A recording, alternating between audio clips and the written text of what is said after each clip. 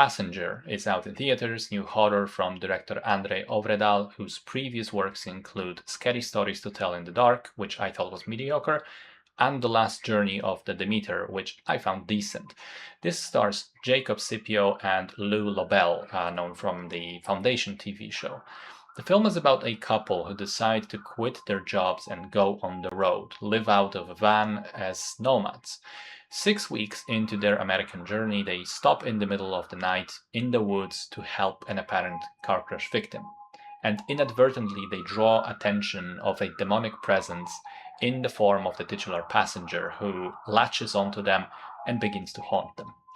So I think this is a film that had quite a lot of potential and ended up being rather disappointing. I like the premise and the idea of making essentially a supernatural horror twist on Nomadland. I like the bold decision to have the entire trailer of the film be the opening sequence of it. As soon as it goes into the actual story, you basically have no idea what's coming. I like the idea of the passenger being this kind of folk legend known amongst the travelers, and I think some of the scares in the first two acts are really well done. The opening sequence is cool. The long shot outside the 24-hour gym on the parking lot is amazing, with the van continuing to move further and further away and the camera sort of never breaking. And the scene of the characters in the woods using a projector, continuing to display Roman holiday as a flashlight, that was a really fun and original idea.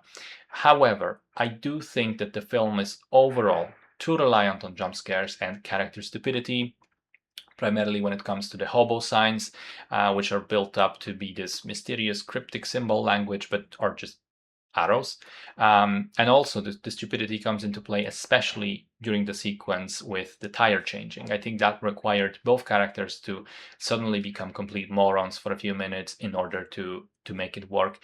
I think it's silly that the film establishes a number of rules and then neither the characters follow them, nor does the passenger really. The time skip into the night in the final act was a complete ass pull. I also think it was boring to try to tie the passenger into Christian beliefs. I think it removes a lot of the mystique. It should have been left unexplained as a cosmic horror type thing.